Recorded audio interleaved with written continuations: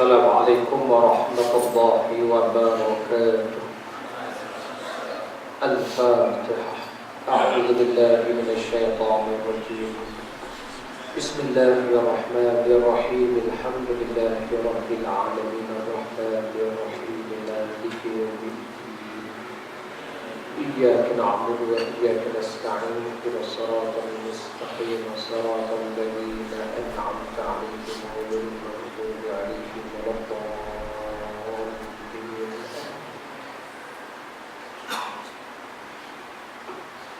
Alhamdulillah, alhamdulillah. Alhamdulillah wahdah. Wassalatu wassalamu ala man la nabiyya ba'dah. Wa ala alihi wa sahbihi wa man tabi'ahu wa nasarahu wa walah. Allahumma fasalli wa sallim wa barik ala sayyidina Muhammad الفاتح لما أغلق والخاتم لما سبق والناصر الحق بالحق والهادي إلى صراط المستقيم وعلى آله وصحبه حق قدره ومقداره العظيم. قال الله تعالى في القرآن الكريم: أعوذ بالله من الشيطان الرجيم. قل لن يصيبنا إلا ما كتب الله لنا هو مولانا وعلى الله فليتوكل المؤمنون. صدق الله العظيم.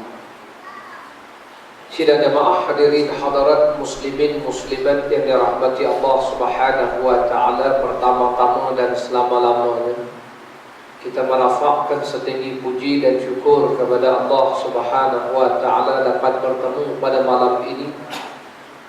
Para jemaah dirahmati Allah, di kesempatan yang ada ini saya mengajak diri saya dan tuan-tuan mutaakhir ni, kalau kita lihat dalam senario yang berlaku apa saja, orang kita selalu sebut apa boleh buat, ini takdir. Sampaikan anak Melayu yang peluk Korea itu pun yang disalahkan pun takdir. Sehingga GSP ni pun ada yang jawab ini semua takdir. Semuanya takdir berlaku. Apa yang membimbangkan kita nanti sampai satu masa kalau kita ni sebut begitu, berlaku kecurian, dapat ditangkap pencuri, kata pencuri itu jangan salahkan saya, ini takdir juga. Berlakulah pembunuhan, dibicarakan di mahkamah, tuan hakim pun pening, kata pembunuh sebenarnya bukan saya nak bunuh sangat, ini takdir Allah. Apa kita nak kata itu dah? Hadirin hadirat para jemaah dirahmati Allah taala sekalian, karena itulah beriman pada takdir ini wajib, tetapi jangan kita menyalah tafsirkan makna takdir. Apa sebenarnya yang dikatakan takdir itu? Memanglah kita tak menafikan bahawa wajib kita beriman dengan takdir. Malah Rasulullah SAW satu ketika didatangi oleh Jibril alaihi salam. Antara soalan yang ditanyakan oleh Jibril, ya Muhammad, akhbirni 'anil iman. Wahai Muhammad, beritahu saya apa itu iman. Rasulullah menjawab, an tu'mina billahi wa malaikatihi wa kutubihi wa rusulihi wal yawmil akhir wa tu'mina bi qadri khairihi wa syarrihi. Hendaknya itulah kamu beriman kepada Allah, kamu beriman kepada malaikat, kitab-kitabnya, rasul-rasulnya, beriman pada hari akhirat, dan kamu beriman percaya adanya qadar baik dan buruk. Apa maksud takdir baik dan buruk itu yang dikatakan takdir? Ialah kena pada orang sedaplah takdir, kena pada diri sendiri macam hilang kasut, hilang barang. Ini dah tangkap pencuri itu, dia kena takdir. Ini orang kalau dia takdir, kita pun lupu kalau dia kuat sudah 5 kali. Dia kata apa hal pukul kita, ini pun takdir juga lah. Itu je lah kalau kita nak lawan bahasa takdir yang difaham manusia. Karena itulah saya merujuk malam ini apa yang disebut oleh Syekh Abdullah Basmih dalam kitab beliau Mustika Hadis, antara ulama-ulama Nusantara kita yang cuba memperjelaskan beriman pada takdir ni apa ni. Hadirin hadirat, pertama sekali kita kena faham apa maksud takdir itu sendiri. Takdir ni apa dia? Yang kita disuruh beriman takdir. Takdir ni apa? Nampak tuan-tuan ni saya tak nampak kertas, tapi tadi Haji Abdul Malik sudah pesan. Dia kata setengah tempat tu dia tulis ni. Apa dia tulis? Kuliah sehingga jam 9 malam dan beri laluan kepada azan Aisyah. Itu sudah dibuat ketetapan, itulah namanya takdir. Takdir ini maknanya ketetapan. Takdir ini maknanya penentuan, peraturan, undang-undang, sistem yang telah Allah buat, itu namanya takdir. Allah sudah buat ketetapan-ketetapan. Jadi ini maksud takdir. Itu namanya kadar. Karena itu dibagi kadar masa, sekadar masa kita masuk pejabat. Kan ada masa boleh pilih 8.30 masuk, pukul 5.30 balik. Ada yang pukul 9 masuk, pukul 6 balik. Itu kan sudah dibuat ketetapan takdir. Bagi pejabat kena pakai seluar panjang. Kalau pilot itu seluar panjang, baju putih, ada apa lagi, topi sekali, apa bagai-bagai. Mana boleh jadi pilot bawa kain tekat baju bakoda? Boleh? Tak confident, aku confident. Tak percaya gitu, ini macam menggali roti ya. Itu kan dah dibuat ketetapan, itu namanya takdir. Sudah dibuat penentuan ketetapan, itu maksud takdir. Sebab itu sebelum kita bercakap sesuatu itu, nak salahkan takdir, kita kena faham apa itu takdir. Samalah hari ini orang duk menyalahkan apa dia? Tahlil. Tahlil ini tahlil bid'ah. Tahlil dia apa dia? Tahlil. Tahlil ini ialah kita menyebut la ilaha illallah, itu namanya tahlil. Salahkah kita sebut la ilaha illallah? Bid'ah. Sampai dikatakan tahlil itu bid'ah. Ini kena sebut biar jelas. Sedangkan Nabi bersabda, afdaluz zikri la ilaha illallah. Seafdal zikir menyebut la ilaha illallah. Tahlil tu zikir paling afdal. Tiba-tiba dia kata bid'ah. Lepas itu nak kata bid'ah ni biar define, perjelaskan yang mana yang tak boleh. Sama jugalah larang orang takbir dalam masjid. Dalam masjid dilarang takbir.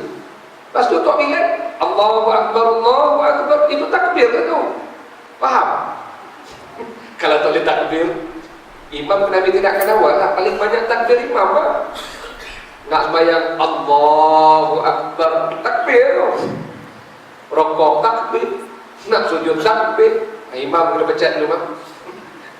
Maknanya nak larang pun biar kita ni kena tahu apa yang kita nak larang. Ya. Jadi hadirin hadirat, begitulah kita nak menyalahkan takdir.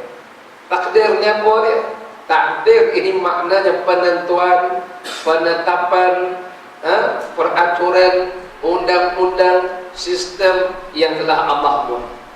Itu yang pertama, apa yang dikatakan takdir. Yang kedua, Syekh Abdullah Basmih sebut dalam kitab itu bahawa takdir ini, supaya kita faham, dia ada 3 macam. 3 macam takdir, terbahagi pada 3 takdir. Maka itulah, inilah kelebihan ya tuan-tuan. Kalau kita belajar, kalau kita faham, macam juga rezeki. Hari ini bila orang tak kuliah ceramah, kita suruh overtime, apa dia kata? Kita ni ustaz, rezeki dah ditentukan, nak overtime buat apa? Dia lupa para ulama mengkaji Al-Quran, mengkaji hadis, mengkategorikan rezeki ni ada 5 macam. Sama juga ajal, panjang umur. Ada yang kata berdoa minta panjang umur, buat apa? Kan umur kita sudah ditetapkan. Tetapi Rasulullah bersabda, inna sadaqata wasilatar rahimi yazidullah bihima fil amr. Sungguh-sungguhnya sedekah dan hubung kerabat boleh jadi panjang umur. Di situ kata ulama, umur kita ni ada dua macam, ajal ada dua macam. Tapi ini saya tak bincang malam ni lah. Itu kita bincang pada siri yang akan datang dalam bab rezeki dan maut. Malam ni bincang bab takdir. Maka itulah para ulama menyebutkan takdir manusia ni dia ada tiga macam. Satu, takdir yang kita tak boleh pindah, tak boleh ubah, tetapi kita boleh berdoa, berusaha, berikhtiar. Namun demikian, kalau Allah sudah buat ketetapan, Allah sudah buat keputusan, kita kena redha, kita kena terima. Jangan kita marah. Contoh, ini takdir pertama. Allah dah buat ketetapan, Allah dah buat keputusan, tak boleh kita pindah-pindah, tak boleh ubah-ubah dah. Itu kehendak Allah Ta'ala. Contoh tuan-tuan muslimin, Allah takdirkan kita jadi laki-laki kan, boleh kita pindah-pindah. Jangan nak pindah-pindah. Kerana itulah, jangan pula besok pergi Thailand tukar spare part. Faham? Nak buang pistol air, nak bubuh benda lain, beli hormon, nak bengkak buah dada. Balik pun jalan dah lebih-lebih, dah suami kuncit sotong. Itu namanya orang tak redha dengan ketetapan takdir Allah Ta'ala. Kan itulah la'ana Rasulullah, mengapa Nabi melaknat laki-laki nak serupa perempuan, perempuan nak serupa laki. Kerana nampak rupa dia tak redha kepada Allah. Dia tak suka Allah jadikan dia laki, dia nak jadi perempuan, dia ubah sendiri. Dia tak suka jadi perempuan, dia nak pakai macam laki-laki. Itu sebab Allah laknat, Rasul melaknat, malaikat-malaikat melaknat itu, kerana tak redha. Ini benda tak boleh nak pindah, jangan pindah. Lepas tu ada benda-benda yang dilarang kita ubah.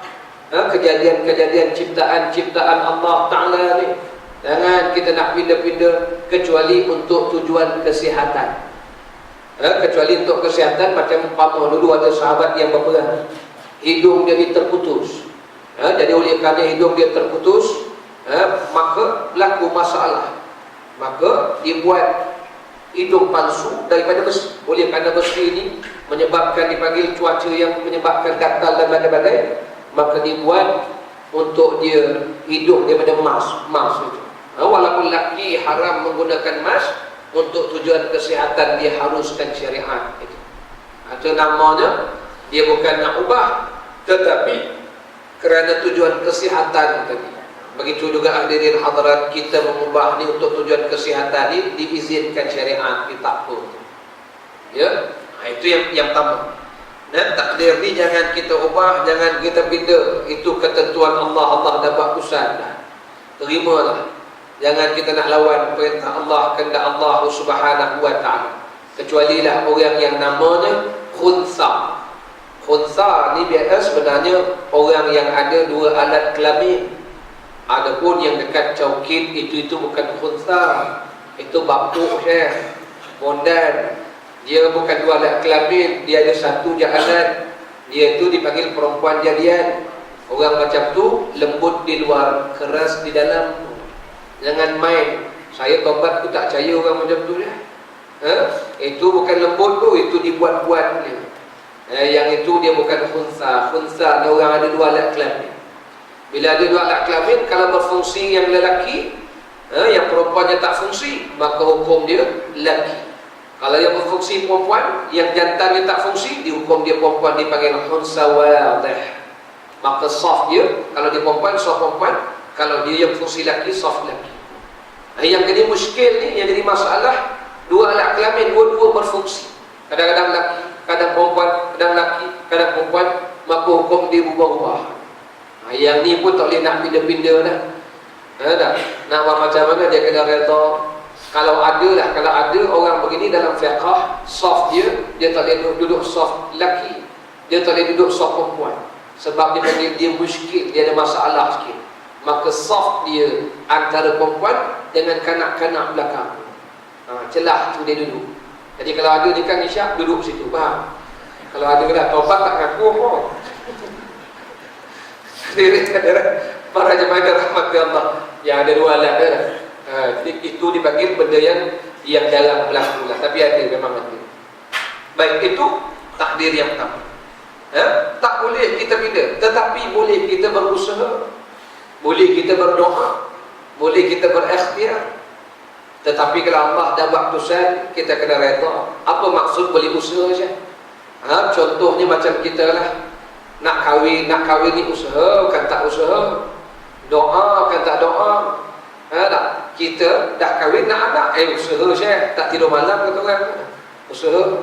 Bila usaha tu kan, kadang-kadang kita berharap nak bincang rumah yang kalau boleh yang tamu ni biar lelaki kan. Usaha je.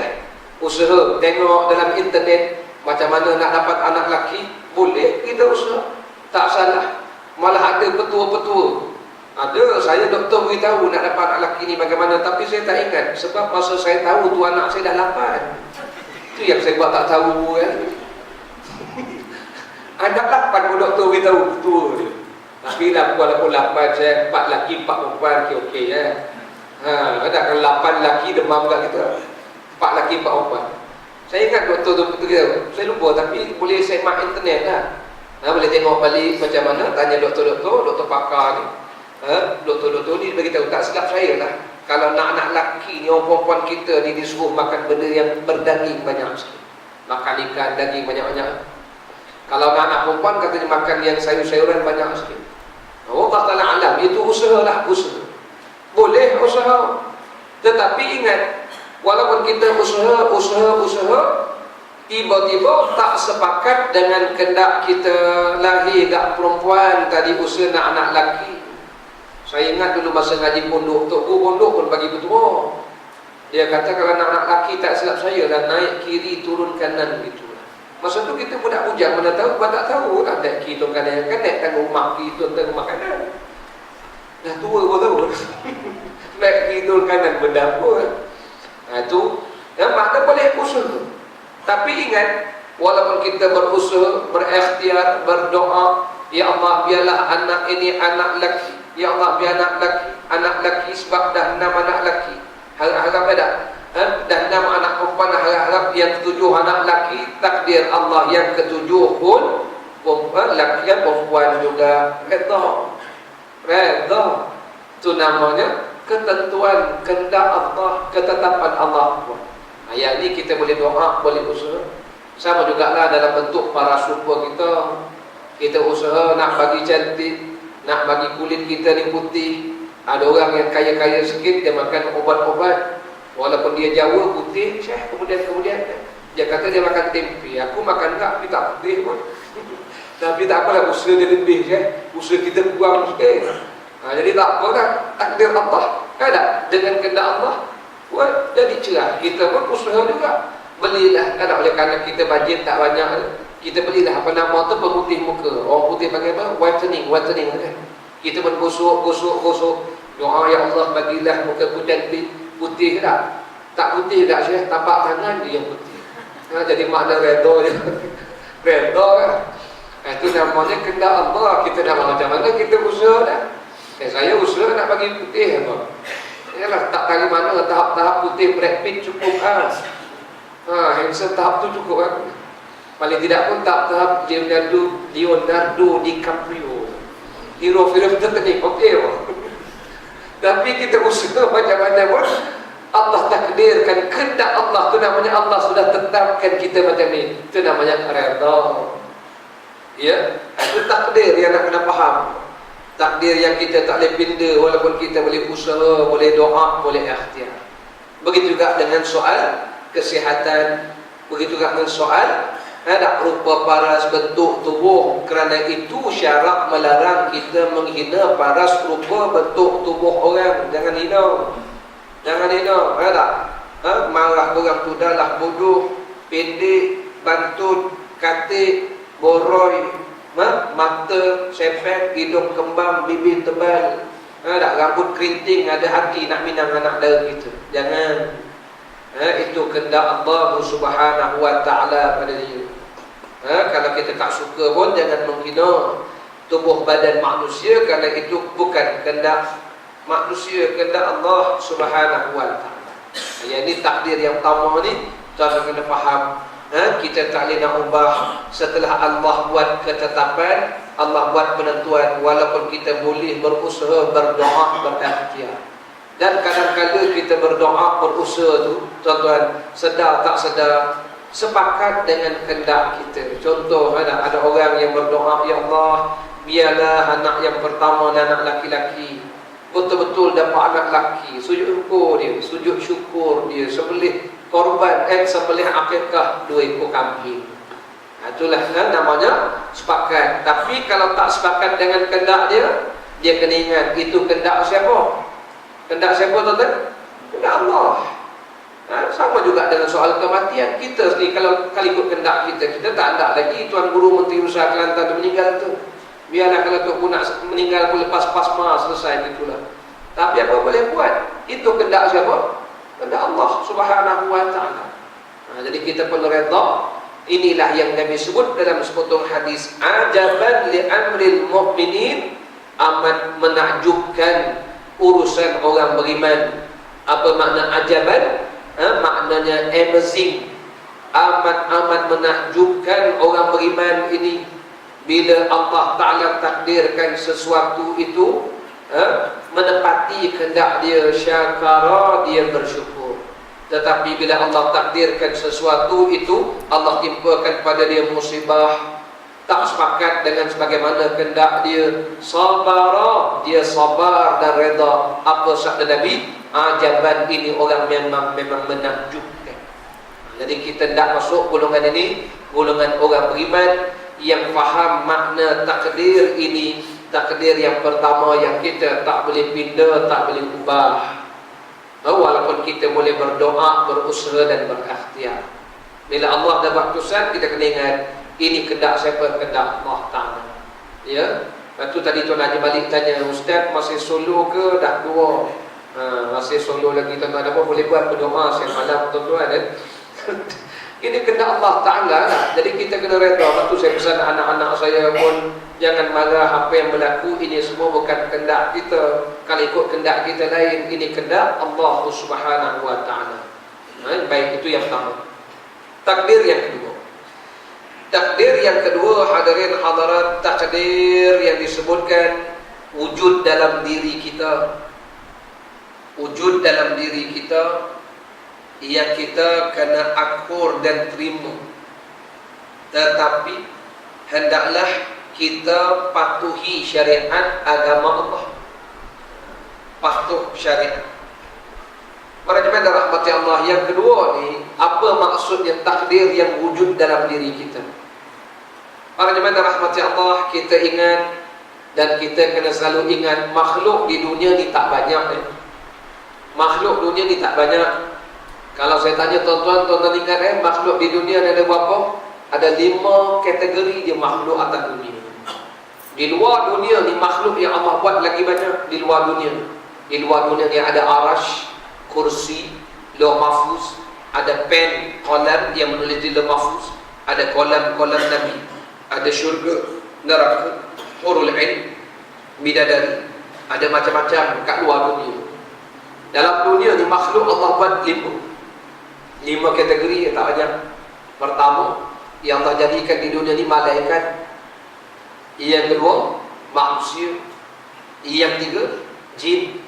Keempat, haiwan. 5, tumbuh-tumbuhan, jamal dan benda-benda. 5, tak banyak. Yang nampak banyak ni pasal bilangan banyak, jumlah banyak. 5 lah. Maka dalam 5 ni ada makhluk yang Allah Ta'ala ciptakan, ada nafsu, ada akal, tak ada nafsu. Malaikat berakal, nafsu tak ada. Ada makhluk yang Allah buat nafsu, ada, akal tak ada. Haiwanat, binatang-binatang. Yang tiga, makhluk yang ada nafsu, ada akal, manusia dan jin. Yang keempat, makhluk yang tak ada akal, tak bernafsu. Tumbuh-tumbuhan, benda-benda ni dia tak ada nafsu, tak ada akal. Ya. Jadi dalam 5 makhluk ini, Allah sudah buat ketetapan manusia dengan jin ni, dia ada nafsu, dia ada akal. Maka nafsu yang kita ada, akal yang kita ada ni, kita kena patuh syariat. Dan bila Allah ciptakan manusia ni ada akal, jin ni ada akal, manusia ada akal. Allah jadikan pula akal manusia ni lebih hebat daripada akal jin. Betul. Al-Imam Ibn Jauzi rahimahullah ta'ala sebut, jin-jin ni tuan-tuan, walaupun nampak hebat jin, sebenarnya jin ini dia punya akal dia, kecerdikan dia, tahap budak sekolah rendah gitu. Bukan menghina jin ni, itu hakikat, realiti. Karena itulah Allah jadikan kita ni khalifah. Karena akal kita ni lebih, akal kita ni cerdik. Cerdik sungguh manusia. Cuma jin ni Allah takdirkan dia ada kekuatan, dia kuat. Lepas tu jin satu ketika dulu boleh naik sampai ke langit, mendengar berita di langit, sehinggalah turun ayat melarang mereka rujuman li syayatin, direjam oleh malaikat-malaikat. Lepas tu jin-jin ni dia boleh tahu apa yang berlaku dekat tempat lain. Dia ada kontak dia, dia boleh pergi, datang segera, laju dia bergerak. Tapi dia segi cerdik, manusia cerdik, cerdik manusia je. Lepas tu manusia dia tengok, tuan-tuan tengok lampu, kipas, aircon. Tak, ni saya tengok tadi ni, cerdik manusia, dia boleh buat, dia boleh fikir, dia boleh create mikrofon, video, ya. Makhluk-makhluk lain tak boleh. Hatta binatang. Tuan-tuan tengok ada cerdik tak cerdik manusia, binatang. Tuan-tuan ambil buaya kan. Buaya tu sendiri cerdik tak? Manusia ni boleh buat kasut daripada buaya. Buaya pun tak boleh buat kasut untuk dia. Macam kasut crop. Cerdik sungguh dia. Tak kata buaya silap betul manusia. Tak baju badan aku, buat beg badan aku. Ini nak tunjukkan cerdik tak cerdik manusia. Kalian hadirat, tu hakikat, benda tu wujud dalam diri kita. Allah sudah buat ketetapan. Bagaimana Allah buat ketetapan kita ada nafsu? Oleh kerana Allah takdirkan kita ni ada nafsu, maka kita ni kena patuh syariat. Maka diturunkan buku pedoman, buku panduan, namanya manual. Maka turunlah Al-Quran untuk bimbing akal kita, bimbing nafsu. Itu namanya takdir. Allah sudah buat ketetapan.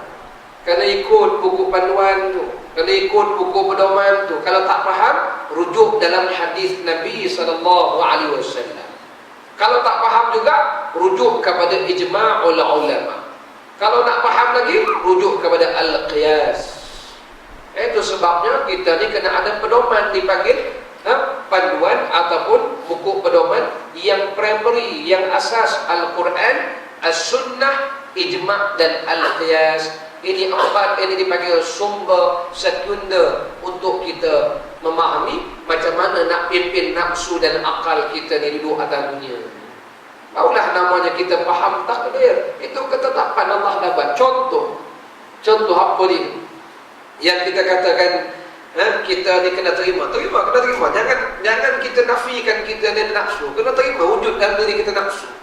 Jangan datang jumpa saya, ustaz, saya ni sebenarnya tak ada nafsu. Bohong lah. Manusia kayak malaikat tak ada nafsu ni. Jangan datang pula, ustaz, saya ni tak ada akal. Haiwan ni.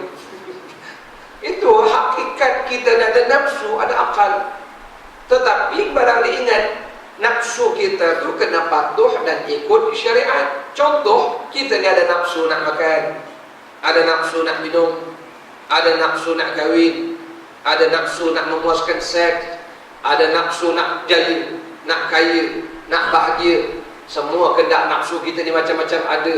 Allah sebut dalam Quran semua pedoman-pedoman tu. Allah sebut dalam tuan-tuan, bantu Quran tu jadi pedoman. Hadis Rasul menerangkan pedoman yang ada. Contoh, kita ni kan nak makan, Allah sebut dalam Quran, kulu washrabu wala tusrifu. Makanlah oleh kamu, minumlah oleh kamu, cuma jangan melampau-lampau. Jadi Allah tak larang kita nak makan. Allah tahu kita ni makhluk yang diciptakan yang memang kita ni nak makan, ada nafsu nak makan. Makanlah. Cuma Allah pesan, jangan makan harta anak yatim, jangan makan riba, jangan makan harta orang cara zalim, jangan makan benda-benda haram, jangan makan bangkai, jangan makan darah, jangan makan khinzir. Nak makan, makanlah banyak lagi boleh makan. Kerana itu dalam ilmu fiqh dikatakan al-aslu fil asya al-ibahah hatta yadullu, asal hukum makan ni, semua benda kita boleh makan halal berlaku, sehingga datanglah dalil-dalil yang mengharamkan. Maka yang haram ni tak banyak sebenarnya. Itu namanya kita kena patuh syariat, patuh takdir. Barulah nama kita ni ikut takdir, faham takdir. Ini dah makan benda haram, kenapa makan? Ini takdir. Itu sebab dikatakan takdir baik, takdir jahat. Beriman dengan takdir baik, beriman dengan takdir jahat. Allah sudah buat ketetapan, ini baik, ini jahat. Betul, Allah dah buat ketetapan. Yang kamu dilanggar pasal apa? Samalah tadi, orang masuk pejabat pukul 9 sampai pukul 6, kan dah dibuat ketetapan. Yang masuk kerja pukul 10 balik pukul 4 ni, nak salah takdir ke, nak salah ketetapan tu ke, nak salah dia yang langgar ketetapan? Salah dia lah. Kenapa dia langgar peraturan ketetapan yang dah dibuat? Itu kan sudah dibuat ketetapan takdir, dilanggar apa-apa. Begitu juga manusia, Allah sudah buat ketetapan, ini bangkai jangan makan, hentam juga, nak salahkan takdir. Ini yang kita sebut hari ini. Habis tu, macam mana yang berlaku? Maknanya manusia menyalahkan takdir. Jangan salahkan takdir, manusia yang banyak melanggar takdir Allah Subhanahu wa ta'ala. Allah dah buat peraturan, Allah dah buat sistem. Baik, itu contoh yang pertama. Contoh yang kedua, Allah sudah buat ketetapan lagi, kita nak minum dah. Allah sebut dalam Quran, wa anzalna minas sama'i ma'an tahura, dan kami turunkan dari langit air yang suci. Minum. Tapi jangan minum. Innamal khamru wal maisir wal ansab wal azlam rijsum min amali syaitan. Hanya saja arak tu kerja syaitan. Maka arak ni jangan kamu minum, ini kerja syaitan, ini amalan syaitan, fajtanibu. Maknanya tuan-tuan, banyak benda boleh minum. Kenapa arak yang dicari? Itu kan sudah ditetapkan jangan minum. Itu namanya takdir. Minum juga arak, mabuk, di hutan, nak salahkan takdir. Bukan salah takdir, salah dia melanggar ketetapan Allah. Allah dah takdirkan arak tu mabuk, diminum buat apa? Tuan-tuan tak fahamkan je lah malam ni. Memang cerita takdir ni payah. Mak tu duduk nombor 6. Duduk 6 takdir tu. Tapi hari ni banyak orang salahkan takdir. Mak tu takdir ni benda ketetapan yang Allah dah buat, kena patuh.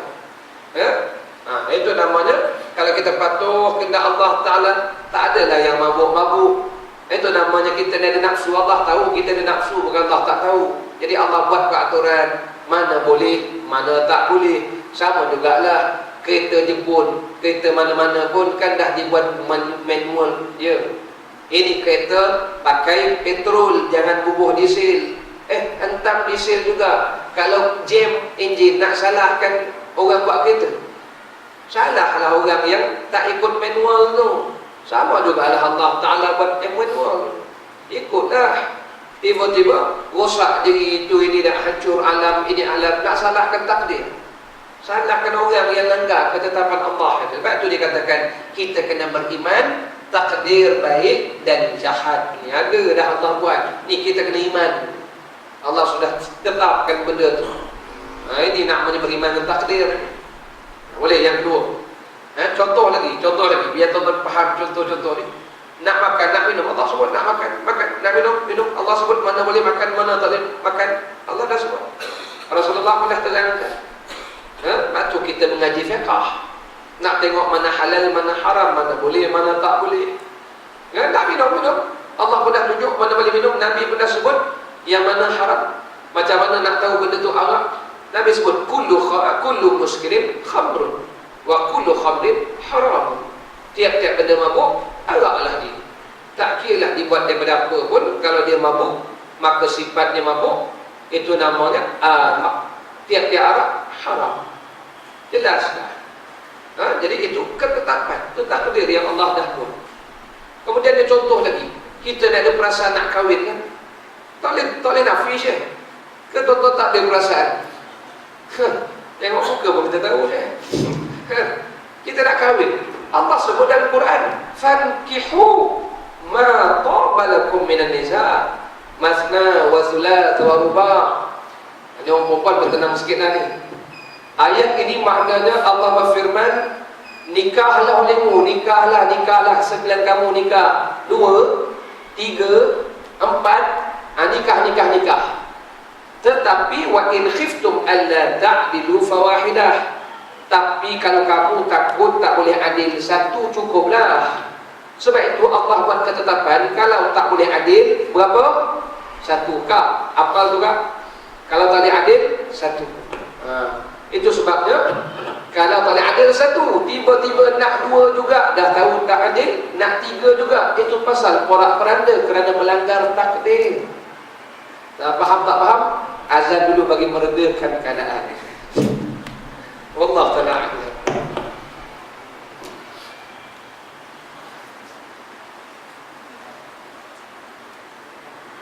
Allahu akbar, Allahu akbar. Allahu akbar, Allahu akbar.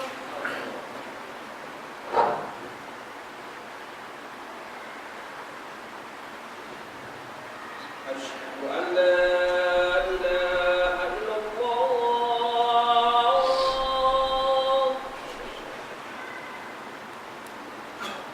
Asyhadu an la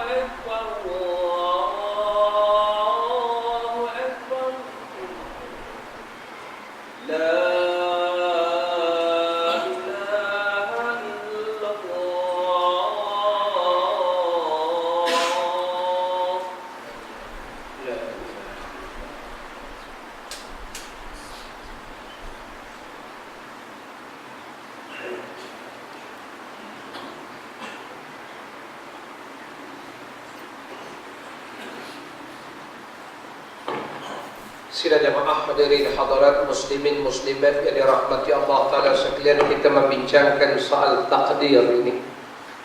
Kerana mutaakhir ni banyak orang menyalahkan takdir atas apa yang berlaku, tapi kadang-kadang manusia lupa apa yang dimaksudkan takdir. Jadi takdir ni ketentuan, ketetapan Allah dah buat penentuan. Ada bendanya, ada kesan dan natijah. Allah buat ketetapan. Umpama arak tadi, Allah dah buat ketetapan arak itu kesannya mabuk, natijahnya hilang akal. Maka itulah bila manusia minum juga arak, dia akan dapatlah natijah dia itu. Maka itulah namanya takdir, ketentuan Allah. Soalnya kan Allah dah larang minum arak, kenapa dia ambil juga? Bukan saja Allah sebut arak itu hilang akal. Dalam Al-Quran Allah berfirman, innama yuridu syaitan an yuqi'a bainakumul adawah wal baghdha fil khamri wal maisir. Hanya saja syaitan itu nak menjadikan kamu bermusuh-musuh, berbalah-balah, dan berkelahi pada sebab dengan sebab arak dan judi. Sebab itu kesannya bila orang mabuk, bila orang berjudi, kesannya al-baghdha. Innama yuridu ayyuki'a bainakumul adawah, berlakulah bermusuh-musuh, berlakulah dipanggil berkelahi. Itu namanya ketetapan yang Allah dah buat, kesan akibat daripada arak dan judi. Sebab itu hari ini bila manusia tidak juga arak, manusia tidak juga judi, kan Allah dah buat ketetapan. Akibatnya ialah kamu akan berbalah-balah, berkelahi. Kan betul hari ini orang berkelahi sebab arak, orang berkelahi sebab judi, sampai bunuh-bunuh, sampai masa-masa muka, bagai-bagai, jual, sampai anak-anak harta dijual. Itulah namanya takdir. Allah dah buat penentuan dah sejak awal. Cuma orang kita faham takdir ni selepas berlaku. Sebenarnya takdir ni sebelum berlaku pun kita kena berhati-hati. Dah ada dia punya, dah ada ketetapan yang Allah dah buat itu. Bila buat itu akan adalah kesan dan akibat dia, natijah dia. Itu namanya ketetapan takdir tadi. Sama juga lah dalam soal kahwin. Kita tak boleh nafikan kita ni ada kehendak berkahwin. Allah suruh kita kahwin, kahwinlah. Dan Allah berpesan, Allah buat ketetapan wala taqrabuz zina. Jangan kamu zina. Jangan hampir. Bukan saja zina dilarang, hampir pun tak boleh. Tiba-tiba manusia dia juga berzina juga. Tengok apa kesan dia. Allah dah buat ketetapan dia, maka kesan dia buang anak, bunuh anak, bagai-bagai. Sampai akhirnya bunuh budak perempuan pun ada, bunuh orang yang bagai-bagai. Ini namanya Allah sudah buat ketetapan, jangan kita langgar. Bila langgar itulah yang jadi macam-macam akibat tadi. Tapi orang salahkan ketetapan, Allah salahkan takdir. Jangan salahkan takdir, salah manusia melanggar takdir. Samalah tadi dalam bab nikah. Kita nak kahwin-kahwin lah. Allah sebut fankihu, datang dalam bentuk fi'il amar, perintah. Nikahlah oleh sekalian kamu. 2, 3, 4. Wa in khiftum alla ta'dilu, tapi jika sekiranya kamu bimbang tak adil, 1 cukup. Maka itu kita ni kahwin 1, takut tak adil, betul. 1 takut tak adil, yang kedua memang kita takut, faham? Itu pasal 1. Maknanya kalau rasa adil, silakan 2, 3. Tetapi ingat kalau tak adil 1. Maka kalau dia tahu dia tak adil, tidak juga kahwin 2, 3. Itulah akibatnya porak-peranda. Jadi porak-peranda itu terhasil daripada ketetapan yang Allah sudah buat. Allah dah buat ketetapan. Kalau kamu tak adil, memang akan jadi huru-hara rumah tangga itu. Maka kalau kamu nak aman, nak damai, hendaklah kamu berlaku adil gitu. Itu maksud dia, maksud takdir. Tapi banyak orang ini dah apa boleh buat takdir, apa buat takdir. Takdir ni Allah dah buat, dia punya penentu dia. Dah ada, kita panggil apa? Dah ada dia punya standard tu dah ada. Kita dah tahu kesan dia, dah tahu akibat dia. Itu maksud takdir. Hadirin hadirat, sama juga Allah takdirkan kita ni laki-laki. Allah takdirkan ibu-ibu, kakak bisa jadi perempuan. Allah buat satu ketetapan, lelaki dengan perempuan ni kenapa kena asing? Sebab lelaki yang perempuan ni dia ada magnet yang berbeza, yang tarik, yang ada perasaan tarik menarik. Baik tu hari ini banyak masalah dalam pejabat, banyak masalah dalam tempat kerja, sampai berzina di tempat kerja dengan sama rakan sekerja, tengok video lucah. Kerana Islam dah sebut lelaki perempuan ni tetap boleh campur gaul sangat. Itu kan sudah ada ketetapan syarak. Tapi kita hari ini nakkan kebebasan atas nama modernisasi, atas nama macam-macam. Allah Rabbi, yang mengerikan, orang mengejar kamu pun ada yang terlibat dengan zina dan bagai-bagai. Kerana langgar syarak tadi, langgar syariat yang dah ditetapkan tadi. Jangan rapat juga lagi perempuan. Itu namanya Allah sudah buat ketetapan. Kita ni laki-laki ni dengan perempuan ni dibahaya, dia ada magnet dia. Lepas tu dilarang sentuh sangat, dilarang kita berlaga-laga kulit, tak boleh. Ini namanya ketetapan. Tapi manusia degil, alah ini moden, kita boleh kontrol. Itu dia kata, syarak kata, dia tak ingat. Allah takdirkan, bila Allah takdirkan kita ni laki-laki, Allah takdirkan ibu-ibu akan jadi perempuan kan. Allah takdirkan laki-laki ni mata dia, hati dia, agak-agak ibu-ibu, kakak-kakak, apakah ketetapan Allah buat pada lelaki? Begitu lelaki, apakah ketetapan yang Allah dah buat pada orang perempuan kat belakang? Dia kena tahu. Antara yang Allah sudah sediakan ketetapan kita ni, takdir Allah, kita ni lelaki ni, mata kita, hati kita ni suka apa? Suka apa? Suka perempuan. Memang Allah sudah buat ketetapan. Jangan bohonglah tuan-tuan, saya tahulah bak aku lelaki. Ni kalau lalu perempuan ni yang pakai skirt-skirt mau semua noleh jenguk dia tahu. Kecuali lah kita yang dah kontrol hati kita, yang dah menundukkan mata, pandang mata kita. Ya. Tapi kalau ambil keseluruhan manusia, memang matanya, hatinya sukakan perempuan, apatah lagi yang namanya layanan perempuan, apatah lagi yang namanya belai kasih orang perempuan. Nah, itu takdir Allah Ta'ala. Kan itulah syarat suruh kita laki-laki ini kahwin. Dan Allah perintahkan syarat minta orang perempuan layan suami sungguh-sungguh. Kerana nafsu dia tu. Maka itu satu hari Rasulullah sebut kepada para sahabat, Nabi bersabda, kalau kamu berjalan di pasar-pasar, nampak perempuan-perempuan hingga datang berahi kamu itu, baliklah kepada isteri kamu. Kerjakan isteri kamu itu, kerana apa yang ada pada perempuan itu ada pada isteri kamu. Sampai tahap tu tuan-tuan. Nak sebut pada kita ni, ini kita tak boleh nafi, kita ni dah ditakdirkan ada nafsu. Dan ditakdirkan kita lelaki ni memang suka perempuan. Janganlah kata dak ustaz, dak. Allah, aku tahu lah. Iya, laki-laki ni. Bantu ibu-ibu bila lelaki ni suka perempuan, orang perempuan, isteri disuruh belai, disuruh manjakan suami, layan suami sungguh-sungguh. Kan itu rasa-rasa kalau tak terlayan, carikan orang lain tolong bantu layan suami akak. Ni faham? Tu je. Iya. Hadirin hadirat, saya bukan cakap bohong. Bukti orang lelaki ni suka perempuan, nak saya tunjukkan bukti dia. Buktinya Allah dah buat takdir kita lelaki suka perempuan. Allah sebut dalam Quran. Mana bukti kita suka perempuan? Allah jadikan lelaki besok di syurga ada apa? Bidadari. Kenapa bidadari yang ditawarkan pada lelaki? Itulah seronok kita. Allah Rabbi, tak mengaku pula. Sebab ditawarkan bidadari. Lelaki ni dia suka kat perempuan. Nampak macam mana? Cuma kita kena kawal. Kena jaga. Itu namanya ketetapan. Allah dah buat ketetapan. Lelaki ni suka kat perempuan, suka belayan perempuan. Kerana itulah layan dia jadi masalah kes-kes pejabat hari ni. Balik rumah tak dilayan. Di pejabat kawan perempuan dia melayan dia. Nak encik, nak minum apa, saya boleh kacaukan. Balik rumah mana ayah abang yang kat dapur macam tak biasa, dia nak kacau sendiri. Itu yang tension kawan tak tahu. Apa salahnya dilayan? Ini bukan marah ni. Lupakan ketetapan takdir Allah Ta'ala. Allah takdirkan lelaki ni macam tu. Dia suka belai, manja-manja. Lepas tu kalau balik tak dilayan, tak dihidangkan nasi, dia hangin. Ambil sendiri bangnya dalam periuk. Awak bukan tak biasa duduk asrama dulu makan kat kantin.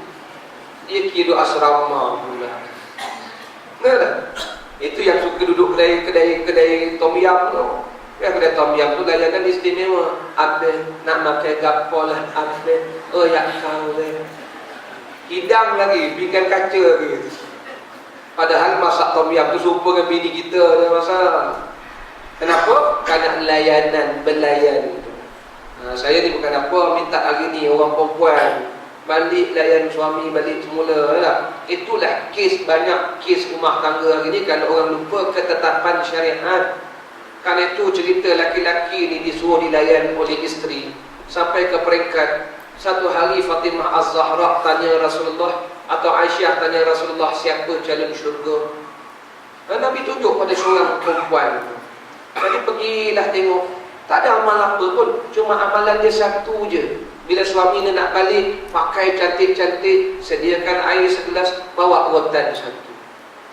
Sampai diperlecehkan. Takkan ini je amalan dia. Kerana mentaati suami itu. besar di sisi Allah Ta'ala, sehingga Nabi sebut orang perempuan ni kalau jaga 4 benda pun cukup dah. Pertama, jaga sembahyang dia. Yang kedua, jaga puasa Ramadan dia. Yang tiga, jaga faraj kemaluan dia. Yang keempat, taat suami dia. 4 benda ni kalau dia buat, dah cukup dah untuk melayakkan diri dia masuk syurga Allah Ta'ala. Ini nak cerita bab takdir ni. Takdir laki-laki ni memang macam tu. Ini bukan marah tuan-tuan hadirin hadirat. Nak sebut dia dah. Nak sebut ini ketetapan. Jadi punca berlaku keretakan itu kerana orang langgar takdir Allah. Allah dah takdirkan kita ni laki-laki ni memang ego besar. Kerana ego itulah kalau boleh cawan ni berpiring, cawan kaca. Hari ni bila tak belajar bab-bab adab tata susila ni, ada orang yang suami dia beri minum gelas plastik je kadang-kadang. Itu yang tension kawan tu. Tak dia tengok kak pejabat kawan dia layan dia, budak-budak perempuan layan dia cawan kaca berpiring, balik rumah Allah cawan plastik aja lagi. Mana cawan kita yang mahal dalam almari untuk tetamu kita, bang, abang pakai cawan plastik cukup lah bang. Itu yang kawan terbengang. Kadang-kadang bagi makan pun pinggan sing aja. Kawan tu tengok dengan pinggan kucing lebih kurang je pinggan kita. Kata isteri, saya beli 1 set malam sebenarnya.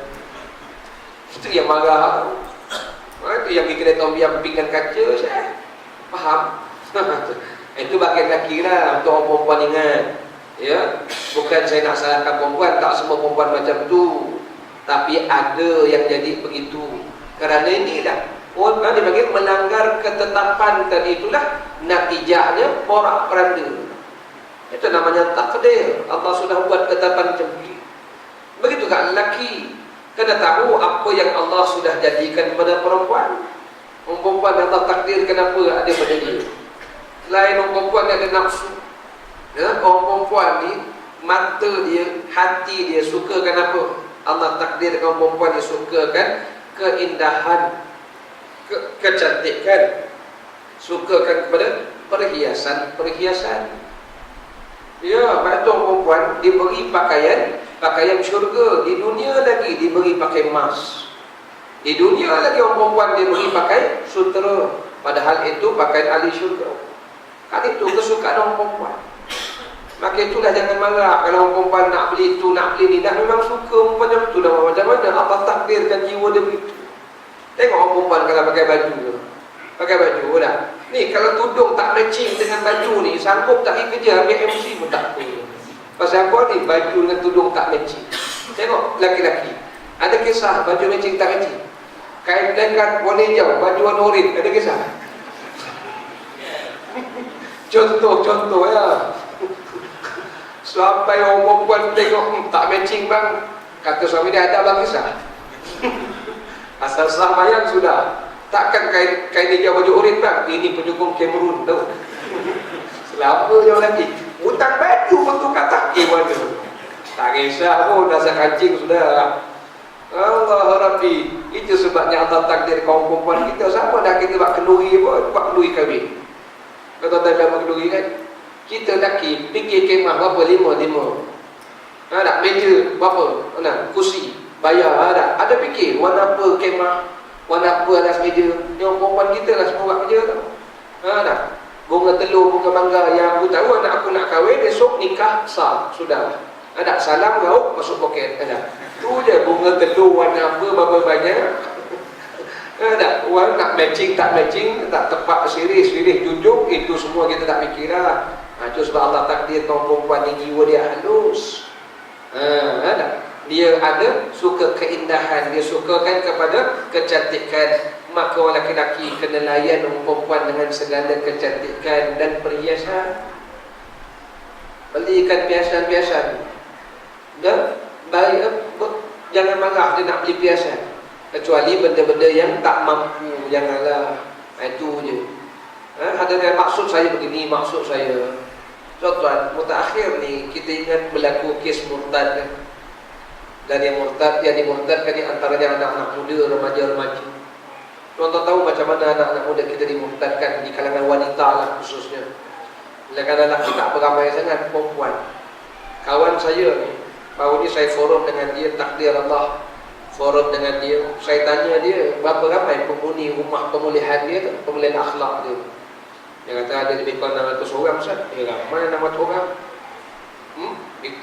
Itu bukan satu tempat lah, dia tempat yang berbagai-bagai dan berbagai kes dia.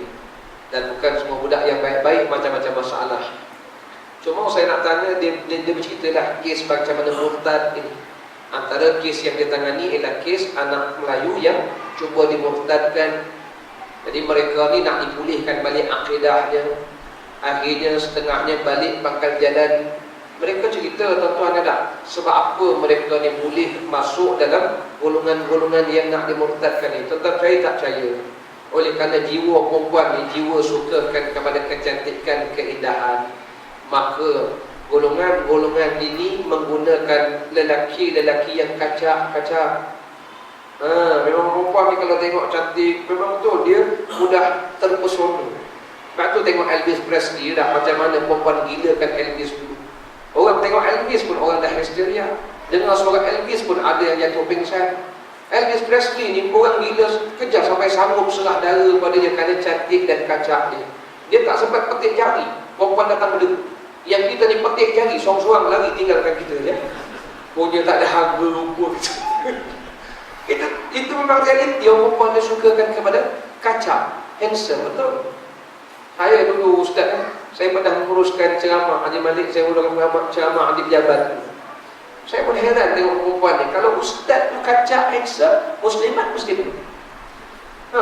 Kalau aku ceramah, muslimat balik. Rupanya rupa dia ada markah, ada markah rupa ni. Jadi modal untuk story kita ni pun bapak-bapak kena handsome jugalah depan mak-mak ya. Jangan marah bini dia tak cantik, kita pun kena cantik juga bapak kata. Kena teri misal, betul Rasulullah emas. Perempuan dia suka keindahan. Ya, baik. Jadi mereka gunakan lelaki yang kacak ni memikat anak perempuan kita. Anak-anak perempuan Melayu. Anak perempuan kita lah na'udzubillah min zalik. Memikat anak perempuan Islam kita.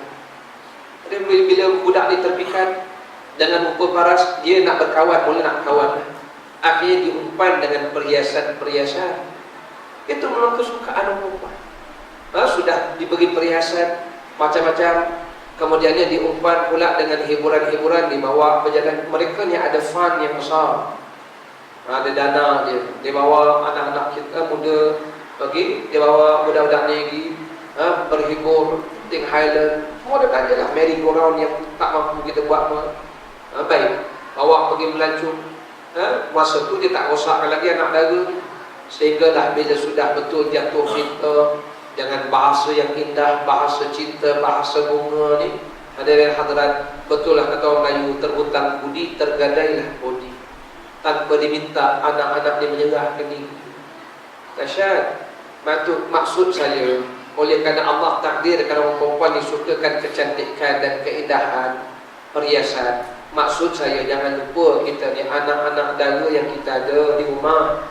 Jangan kita ni selalu sangat nak maki dia, nak tengking dia. Ya, kena sekali berbahasa indah dengan dia, manjakan. Memang itu sifat perempuan. Dan kena juga sekali-sekala belikan perhiasan-perhiasan untuk anak-anak perempuan kita. Kalau kita tak belai dia, nanti jangan laki-laki lain yang membelai, yang akhirnya meniduri dia tu. Na'udzubillah, inilah kes yang berlaku. Yang ini pengakuan budak-budak perempuan ini kenapa jadi macam itu. Antara masalah mereka kata mak bapak dia orang tengking dia orang, marah dia orang, tak ada kasih sayang, bahasa pun kasar. Tapi dengan orang ni bahasa baik, bahasa lembut, menyebabkan dia orang terpikat. Dia orang lebih suka. Kata Rasulullah, layan Fatimah, layan Aisyah macam mana kan? Kata Nabi pernah sebut, man la yarham la yurham. Siapa tak kasih orang, orang tak kasih dia nanti. Ini barang diingat ni, kerana itu sifat wanita yang lembut. Beri perhiasan-perhiasan, jangan perempuan kita duk fikir perhiasan dia je, perhiasan anak-anak tu kena juga ada. Walaupun perempuan kata tak semua, memang tak semua, tapi kebanyakan memang begitu. Maka dimana rahmati Allah Ta'ala sekalian. Akhirnya itulah yang berlaku. Bila dah mengandung ni, di sinilah ceritanya bermula. Jadi bila dah mengandung ni, kata budak laki-laki ni yang jadi angel ni, dia bukan nak kahwin. Dia punya target dia ialah dia nak murtad. Maka bila dah mengandung, apa dia kata? Kalau ikut hukum syarak, kalau ikut Islam, anak ini anak hina, anak luar nikah kan, anak haram. Lepas tu kita tak setuju hadirin hadrat bila anak-anak luar nikah ini kita hina mereka, mereka tak salah. Yang salah mak bapak dia. Jadi golongan-golongan dia kata kalau begitu beri pada kami lah. Beri pada kami, lepas tu dia ada pusat kebajikan dia, dibaptiskan, dibesar, dipelihara budak ni. Yang ini patutnya kita kena buat juga. Tempat tu dibincang benda tu. Kita kena buat benda-benda begitu. Satu, yang keduanya, kata mereka kalau ikut syariat, kalau ikut hukum syarak, awak boleh dihukum di bawah enakmen syariah bagian-bagian. Tapi kalau masuk agama kami, Jesus boleh ampunkan. Di sinilah budak-budak kita ni jadi isu masalah. Nak balik, mak bapak dah menyinggung. Nak balik, masyarakat sudah pandang gila. Dah akhir sekali apa pilihan mereka? Itulah yang jadi murtad. Ini kes yang memang benar-benar berlaku. Ini pengakuan budak-budak itu sendiri yang akhirnya bila dibuli kena akidahnya gini, dah mula nak balik kepada agama Allah Ta'ala, menyesali. Baik itu dalam syariat, golongan-golongan ini kalau buat salah, hadirin hadirat, kita bukan kata kita boleh maafkan, tetapi jangan kita membesar-besarkan benda itu. Baik, itu sebab takdir, itu nama takdir. Benda yang wujud dalam diri manusia jangan kita nafikan. Dia ada kehendak dia. Maka itulah, walaupun tak semua, saya tahulah ibu-ibu di belakang ada juga yang jawab masa saya ceramah tu. Ada ibu-ibu kata tak semua ustaz, kata. Yang tak semua tu kerana dah ditarbiyah nafsu kita. Ni macam tuan-tuan ni, nafsu sudah terdidik. Yang saya cakap ni tu yang kat luar tu ramai lagi. Yang itu yang saya maksudkan. Yang kita ni alhamdulillah perempuan lalu pun kita tak tengok, jadi sikit-sikit faham. Yang saya sebut tu yang ramai lagi tu. Itu sebabnya syarak tak benarkan kita ni laki-laki ni dengan perempuan ni terbuka sangat. Kita ni kalau tak bersama jemaah ni pun ada yang terlibat pula. Kawan saya kerja pejabat tu cerita. Dia kata, ustaz, kita ni alhamdulillah lah ada jemaah, ustaz bersama jemaah. Kalau kita tak ada jemaah, ustaz, kita pun hanyut. Dia kata, hanyut dalam mana ni? Hanyut dalam gelora laki-laki dan wanita. Setengah isteri orang, setengah suami orang. Itu tak sebut lagi. Dia kata bos anak ustaz, anaknya bos ustaz. Ni dipegang buah dada budak perempuan tu ustaz. Nak report dia kata susah. Orang tak percaya, nanti budak perempuan tu kata dia mengada-ngada lah bagai-bagai lah. Nak bukti macam mana? Akhirnya berhenti ke dia budak tu. Sebab syarak dah buat ketetapan laki-laki dengan perempuan ni dia tak boleh dekat-dekat sangat. Dia tak boleh gaul sangat. Tapi oleh kerana kita akan nama moden ni langgar ketetapan Allah, takdir Allah, itulah akibat dan musibah ni. Itu nama takdir yang Allah dah buat. Sebab tu saya kata tadi, kata Syekh Abdul Basmi dan kita mestikah hadis dia tu, maka takdir ini, ketetapan ini Allah dah buat, kita kena selaraskan dengan syariat, patuh syariat. Kalau syariat kata tak boleh, tak boleh. Kalau kita tidak buat juga, nanti kita akan tengok kesan dan akibat dia nanti. Itulah kesan dan akibatnya yang kita hadapi ini. Kesan dan akibat bukan maknanya masalah takdir kerana melanggar takdir ketentuan Allah dah buat. Macam tadi lah, Arab tadi, Allah dah sebut Arab itu Allah sudah tetapkan punca kepada bermusuh-musuh berbalah-balah. Itulah punca Arab judi. Hadirin hadirat para jemaah rahmatullah, itu yang dulu. Yang tiga akhir 9. Akhir sekali takdir yang kita diberi pilihan, diberi kebebasan untuk memilih. Yang tiga ni ketetapan Allah, yang Allah beri kita kebebasan memilih, tetapi kita kena ingat kesan dan natijahnya. Maka itulah ada ketetapan yang Allah sudah sebut dalam Quran, dalam hadis Nabi sudah jelaskan. Maka walaupun bebas memilih, kita kena ingat ada yang baik, ada yang buruk, ada yang memberi mudarat, ada yang memberi manfaat, ada yang memberi mudarat, ada yang Allah sebut bawa ke syurga, ada yang membawa ke neraka, ada benda yang mendatangkan pahala, ada yang menghasilkan dosa, ada yang menjadikan manusia beriman, ada yang menjadikan manusia kufur. Tapi Allah Ta'ala suruh kita pilih. Maka itu dibekalkan akal, dibekalkan akal supaya ada ilmu. Maka kalau kita pilih yang betul, kesannya betul.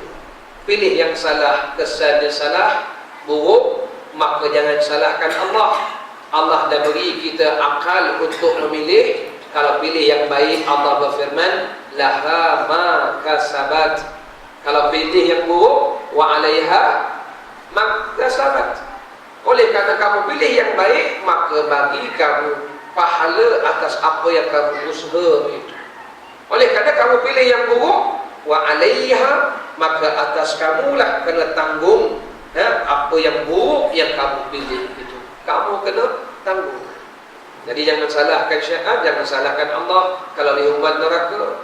Kerana Allah dah beritahu dah, ini ketetapannya, ini takdirnya, ini kesan dan natijahnya. Contoh macam saya sebut tadi, Allah jadikan air ni, air mineral ni bersih. Allah sebut dalam Quran dah, kami turunkan daripada langit air yang bersih, minum. Dan Allah dah sebut itu arak memabukkan, arak pencemarbalahan. Tiba-tiba dia pilih juga arak, dia mabuk, dia berbalah-balah, nak salahkan syariat. Itu namanya sistem yang telah dibuat oleh Allah. Manusia yang kena patuh. Tak disalahkan takdir. Para jemaah rahmat Allah. Jadi akhirnya beginilah, nak mudah ceritanya. Saya bawa tajuk ini dari di suatu pejabat di KLCC. Jadi mereka minta lah bincang tajuk apa maksud redha dengan ketentuan Allah. Apa maksud redha dengan ketentuan Allah? Jadi saya bawa lah tajuk takdir ni lah ketentuan. Oleh kerana saya ceramah tu tingkat 58, tinggi tingkat tu. Saya nak sebut, kita nak turun dari tingkat 58 ni ada 3 cara yang Allah sudah buat ketetapan takdir. 3 cara ni dan ada kesan dan natijah dia. Kita boleh pilih. Cara yang pertama, kita boleh turun menggunakan lift. Cara ini Allah buat ketetapan selamat, cepat dan selamat. Cara yang kedua, Allah buat ketetapan boleh turun ikut tangga, tetapi penat dan lambat. Cara yang ketiga, buka tingkap je. Menang dia, tingkat 58, buka tingkap, terkejut. Mesti ada kesan dan natijah dia kan. Baik, pilih 3. Itu namanya. Tapi orang nampak takdir ni setelah berlaku kan. Takdir sebenarnya Allah dah buat, benda Pak Tuhan dah buat. Jadi kalau orang pilih takdir dia pilih buka tingkap terjun, natijahnya mautlah. Nak salahkan takdir. Lepas tu Allah soal besok di akhirat, kenapa kamu tak jaga nyawa kamu itu? Kan Allah dah pesan, jangan kamu campakkan dirimu ke lembah binasa. Kenapa tak jaga? Kenapa campakkan juga? Lepas tu kamu kena tanggung dosa tu. Dosa yang kamu terkejut buat tingkap pasal apa? Kan sudah dibuat peraturan tu. Itu nama takdir. Betul lah orang kata, kenapa mati? Takdir Ustaz. Maksud takdir tu lah memang Allah sudah buat ketetapan. Tapi payah nak faham kan? Memang payah nak faham. Saya pun tak faham. Waktu bawa faham, lama faham kita. Sebab orang banyak bincang takdir ni setelah berlaku. Sebenarnya takdir ni sebelum berlaku tu memang dah ada ketetapan-ketetapan. Macam kita lah Syekh. Macam kita.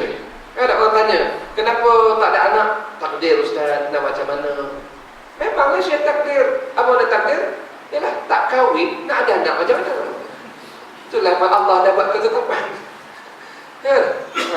Begitu juga ada orang Allah dah buat ketetapan, walaupun dia dah kahwin, tak ada anak juga. Betul lah, dia dah usaha. Itu kehendak Allah Ta'ala. Dia kata macam mana? Betul. Jadi kesimpulannya hadirin hadirat, kesimpulannya kita jangan menyalahkan Allah Ta'ala. Kan itu hari ini bila orang kata GST ni takdir Allah, apa tuan-tuan nak jawab? Soalan, kalau orang kata GST ni takdir Allah, saya nak sebut satu je hadirin hadirat. Takdir ni benda yang Allah sudah buat peraturan, ketentuan, ketetapan. Maka kalau bila Allah sudah buat peraturan tu, ada sistem dia dan natijah dia, kesan dia tu.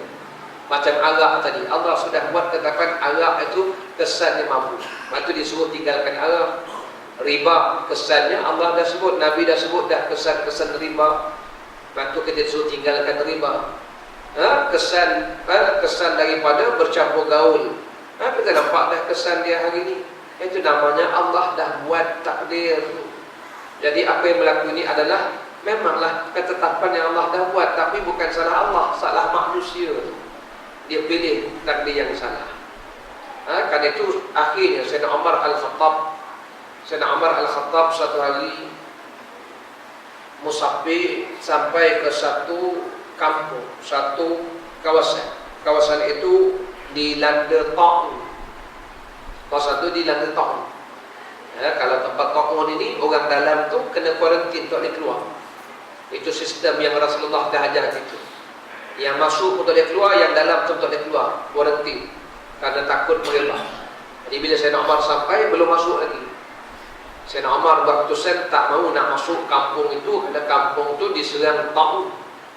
Ada satu hamba Allah Ta'ala ditegur Sayyidina Umar. Dia kata, "Ya Umar, adakah Tuan nak lari daripada takdir Allah?" Maknanya Allah dah buat ketetapan, Allah sudah takdirkan kampung itu kena ta'un. Sayyidina Umar tak nak masuk. Jadi lelaki ditegur, "Adakah Tuan nak lari daripada takdir?" Apa jawab Sayyidina Umar?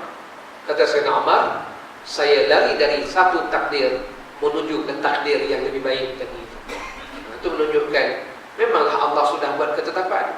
Ta'un itu akibatnya bagian-bagian. Kita boleh pilih. Macam tadi nak turun daripada tingkat atas tadi, tingkat 20 ke 50 ke, kita boleh pilih. Tapi kalau kita pilih yang baik, baiklah keputusan, natijah dia dah. Itu semuanya peraturan yang Allah dah buat pada kita.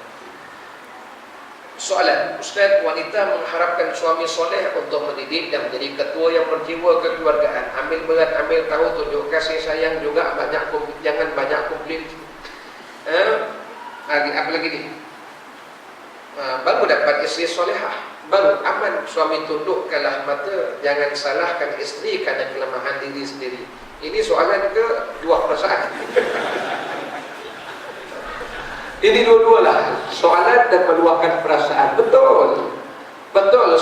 Ini adalah soalan dan luahan perasaan yang betul. Kan itu Rasulullah SAW sebut pada kita, jaga mata. Allah sebut ada, wa yughdud min absarihim. Orang perempuan kena tundukkan pandangan dia, laki-laki pun kena tundukkan pandangan terhadap wanita-wanita. Barulah kita ni, takdir kita ni, Allah jadikan kita ni natijahnya baik. Barulah hati kita ni jadi bersih. Betul lah tu namanya. Begitu juga kata soalan sini, nak harapkan suami solehah, nak harapkan isteri, nak harapkan suami yang soleh, nak jadi isteri, nak dapatkan isteri yang solehah. Bukan saja orang perempuan kena jadi baik, laki-laki pun kena jadi yang baik.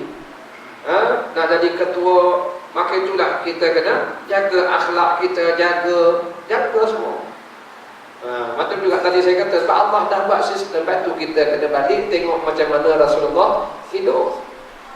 Nabi makan bismillah, Nabi nak hidup bismillah, macam mana Nabi buat tu semua, cari harta yang halal. Kerana Rasulullah nak tunjuk kita, Allah sudah buat ketetapan tu, sudah ada sistem. Maka kalau ikut saluran yang betul, maka natijahnya akan jadi baik nanti.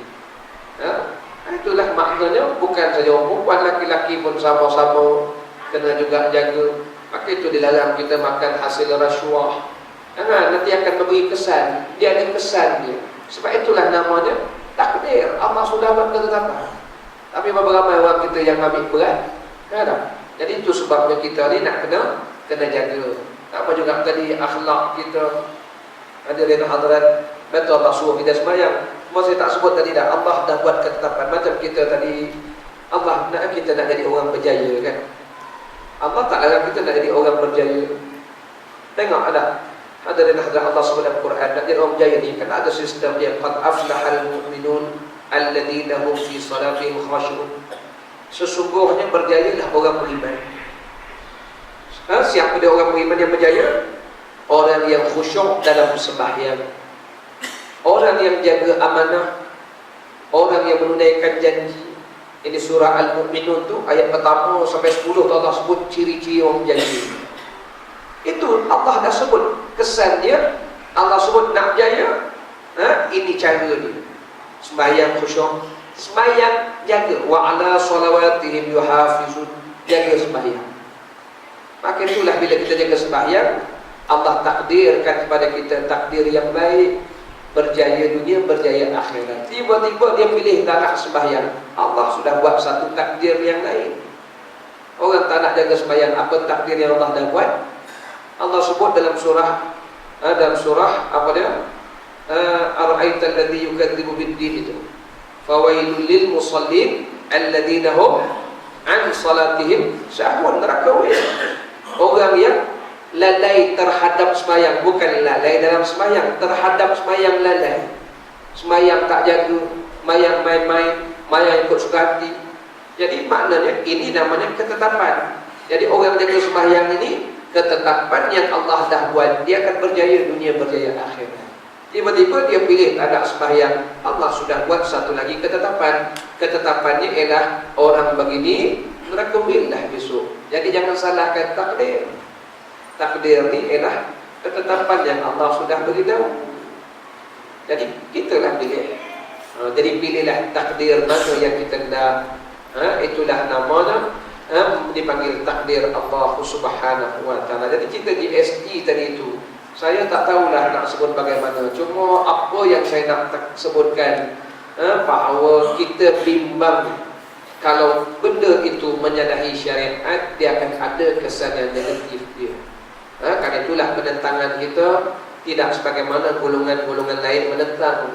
Hari ini orang bukan Islam, mereka menentang GST ni bukan sebab GST itu haram, tetapi kerana suasana ekonomi yang tidak mengizinkan, kata mereka. Kerana tuan-tuan, kalau bincang soal sistem kutipan cukai, sistem nak kutip cukai ni, nak kutip cukai SST dengan GST, kita tak nafikan GST adalah cara kutipan cukai yang terbaik. Kalau cerita nak kutip cukai, tapi kalau nak cerita dari sudut pandangan syariat, adakah comply with syariah? Benda ni kita bimbang. Kerana benda yang tak comply syariah, kesan ni mesti negatif. Allah akan datangkan musibah nanti. Itu yang kita, jadi penentangan kita ni biar realistik. Kita menentang ni bukan kerana hari ini, sebab golongan yang menentang ni kerana ekonomi hari ini tak stabil. Maknanya kalau stabil, mereka setuju GST. Tapi kita menentang ni bukan kerana stabil tak stabil, kerana dia akan menindas golongan-golongan yang susah nanti. Dia tak comply dengan syariah. Kerana bukan sahaja orang kaya, yang miskin pun kena juga bayar cukai. Sedangkan syarak tak benarkan. Syarak tak benarkan, malah orang miskin ni sampaikan ke peringkat zakat pun bukan dia yang kena zakat, kita kena bayar pada dia zakat. Kerana itu kita bimbang. Kerana Allah sudah buat satu sistem ketetapan takdir tadi, maka macam arak tadi, kalau arak itu Allah larang, maka kesannya negatif. Kita bimbang benda-benda yang Allah larang ini, kalau kita masih berdegil juga, kita takut nanti datang bala, datang musibah, datang bencana, datang benda-benda negatif. Maka itulah Allah berfirman, jangan salahkan Tuhan. Zaharal fasad fil barri wal bahr bima kasabat aydin nas. Wasak muka bumi ini sebab kerja tangan manusia. Jangan salahkan Allah. Allah dah tunjuk dah kita yang mana boleh, yang mana tak boleh. Maka itulah kita ni yang nak kena patuh. Wallahu ta'ala a'lam. Itu je dah yang boleh kita bincangkan. Moga-moga dia rahmati Allah Subhanahu wa ta'ala. Jadi itu yang saya dah masukkan takdir tadi itu. Jadi Allah dah buat ketetapan dengan baik. Itu kalau Allah dah buat ketetapan, pencuri-pencuri dipotong tangan, kita ikut je. Kerana Allah dah sebut, kalau kita patuh, maka kita pilih memotong tangan pencuri dengan syarat-syarat yang ditetapkan itu. Allah janji pada kita, nakalan min Allah, akan ada penyediaan perlindungan dari Allah Ta'ala. Ingat tu, itu namanya Allah dah buat sistem ketetapan. Allah Ta'ala alam. Semoga dia rahmati Allah Subhanahu wa ta'ala. Dan kita bertemu kembali pada masa akan datang. Bismillahirrahmanirrahim. Wa sallallahu ala sayyidina Muhammad wa ala alihi wa sahbihi wa baraka wa sallam. Allahumma anfa'na bima 'allamtana wa 'allimna bima yanfa'una wa zidna 'ilman nafi'a ya arhamar rahimin. Allahumma ya Allah, berilah manfaat di atas ilmu yang kau ajarkan kepada kami, dan ajarilah kepada kami ini ilmu-ilmu yang bermanfaat, dan tambahilah kepada kami ilmu yang bermanfaat, اللهم فقهنا في الدين وعلمنا التأويل. اللهم اجعلنا من الذين يستمعون القول ويتبعون أحسنه. وصلى الله على سيدنا محمد وعلى آله وصحبه وبارك وسلم. والحمد لله رب العالمين. وتقبل الله منا ومنكم. سبحانك اللهم